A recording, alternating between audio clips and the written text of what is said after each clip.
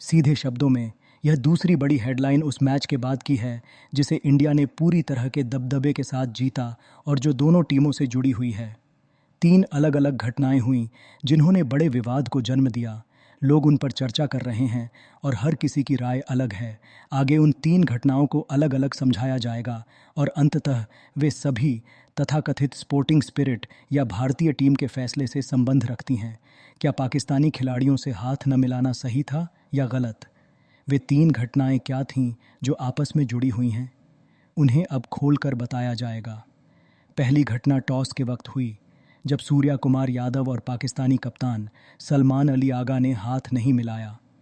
यह कोई अनिवार्य प्रक्रिया नहीं है, नियमों का हिस्सा भी नहीं कि टॉस पर दोनों कप्तानों का हाथ मिलाना ज़रूरी हो। कई बार कप्तान शिष्टाचारवश हाथ मिलाते हैं, लेकिन इसकी बाध्यता नहीं होती। यह नियम पुस्तिका में दर्ज आवश्यकता नहीं है। इसलिए जब ऐसा हुआ तो बहुत अधिक भौहें नहीं उठीं। रिपोर्ट ज़रूर हुआ पर बड़ा शोर नहीं मचा। इसके बाद 2 और घटनाएं हुईं जिनसे विवाद भड़क उठा। दूसरी बात, मैच खत्म होने के बाद सूर्या कुमार यादव प्रेस कॉन्फ्रेंस में आए और पाकिस्तान पर भारतीय टीम की 7 विकेट की बड़ी जीत को सबसे पहले पहलगाम आतंकी हमले के पीड़ितों को समर्पित किया और दूसरी भारतीय सशस्त्र बलों को।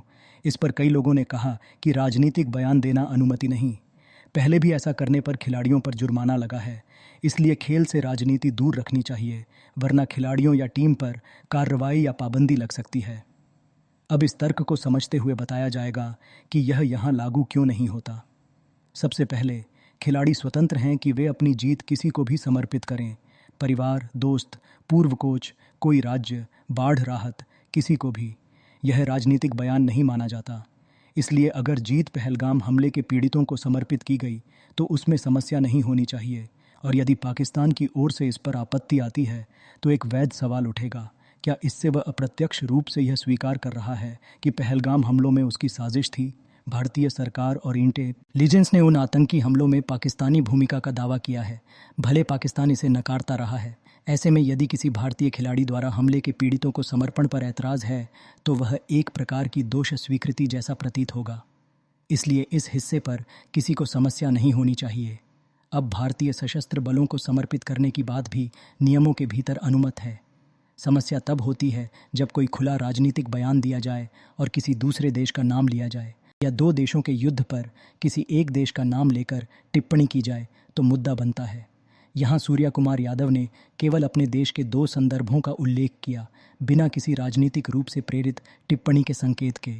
टीम के प्रतिनिधि और देश के ब्रांड एम्बेसडर के रूप में उन्होंने कहा कि जीत पहलगाम हमले के पीड़ितों और सशस्त्र बलों को समर्पित है।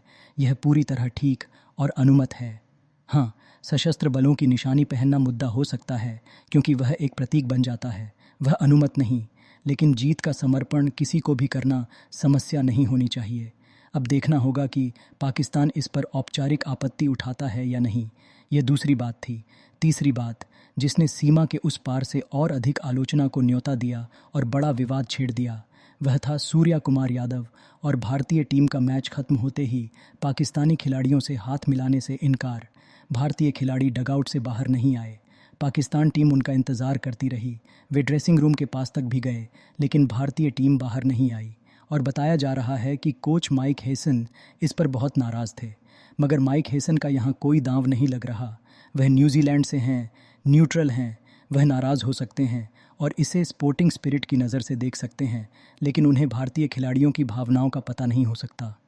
तो फिर इस मामले में मुझे नहीं लगता कि उनकी राय का बहुत मतलब है। हाँ, पाकिस्तानी खिलाड़ी आहत हैं कि भारतीय खिलाड़ियों ने हाथ नहीं मिलाए थे। हाँ, यह उनका अधिकार है, लेकिन भारतीय खिलाड़ियों का भी अधिकार है कि वे ऐसा न करें। अगर उन्हें लगता है कि इस समय वे हाथ नहीं मिलाना चाहते क्योंकि कुछ महीने पहले जो हुआ था, 2 देशों के लगभग जंग जैसे हालात, तो वे ऐसा करने के हकदार हैं। एक बार फिर, यह नियम का हिस्सा नहीं। किसी टीम के लिए यह अनिवार्य नहीं कि वे ऐसा करें। हाँ, यह खेल की भावना का हिस्सा है और टीमें आमतौर पर करती हैं। पर आप सच में जानते हैं, यह कुछ ऐसा ही है जैसे नॉन स्ट्राइकर रन आउट। यह नियमों के भीतर है, लेकिन बहुत सी टीमें उसे अच्छा नहीं मानती। लेकिन जैसा मैंने कहा, इस मामले में यह नियम का हिस्सा नहीं है और अगर कोई टीम ऐसा नहीं करती तो आप उस पर किसी तरह की कार्रवाई नहीं कर सकते।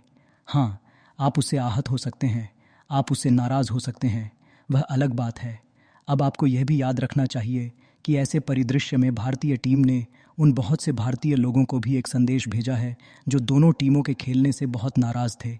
और यह बात मैं बहुत दिनों से कह रहा था, पाकिस्तान के साथ मैच खेलना किसी भी तरह दोस्ती का हाथ बढ़ाना नहीं है।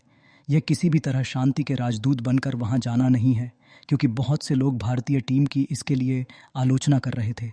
मुझे लगता है कि उन्हें जो फ़र्क समझना चाहिए वह यह है कि किसी बहुपक्षीय टूर्नामेंट में खेलना एक ऐसे मंच में भाग लेना है जहां बाकी सभी देश भी आते हैं और भाग लेते हैं। हाँ, वहाँ एक देश है जिसके साथ आपके रिश्ते अच्छे नहीं हैं, लेकिन अगर आप उसके खिलाफ खेलने के लिए ड्रा हो जाते हैं तो आप खेलते हैं। वह किसी भी तरह दोस्ती का हाथ बढ़ाना नहीं है। और मुझे लगता है इस जेस्चर ने इस तथ्य को साबित किया कि जब इंडिया किसी बहुपक्षीय टूर्नामेंट में पाकिस्तान के खिलाफ खेलने गया, वे शांति के राजदूत बनने की नीयत से नहीं गए थे। वे प्रोफेशनल की तरह अपना काम करने गए थे। पहले भी ऐसा हुआ है। कोल्ड वॉर के चरम पर रूस और अमेरिका यानी दोनों देशों के रिश्ते अच्छे नहीं थे, लेकिन 1980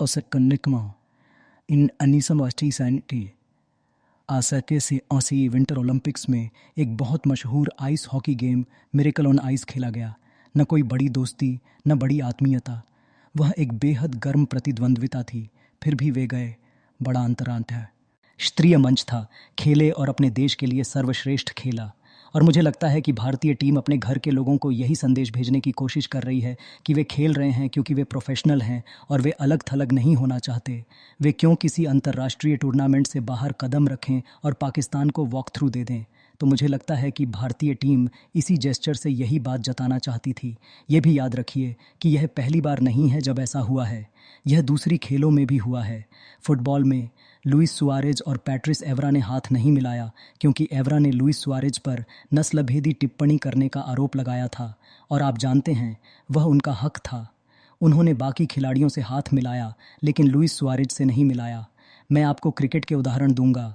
स्कॉटलैंड टीम ने नेपाल के खिलाड़ी संदीप से हाथ नहीं मिलाया क्योंकि उन पर रेप का आरोप था, और इसलिए पूरी स्कॉटिश क्रिकेट टीम ने उनसे हाथ मिलाने से इनकार कर दिया।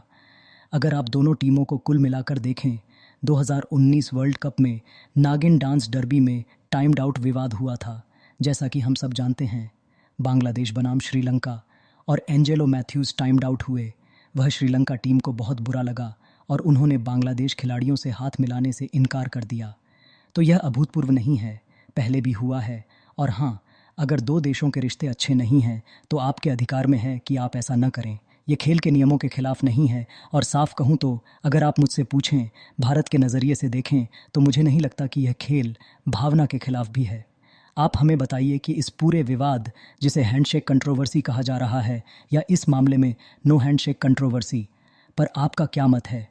अगर आपको यहाँ हमारी सामग्री पसंद आती है तो वीडियो को लाइक दीजिए और अपने दोस्तों के साथ शेयर कीजिए जो खेल से जुड़े विषयों पर और जानकारी चाहते हों। फिलहाल निखिल साइनिंग ऑफ। स्पोर्ट्स को सब्सक्राइब करना मत भूलिए।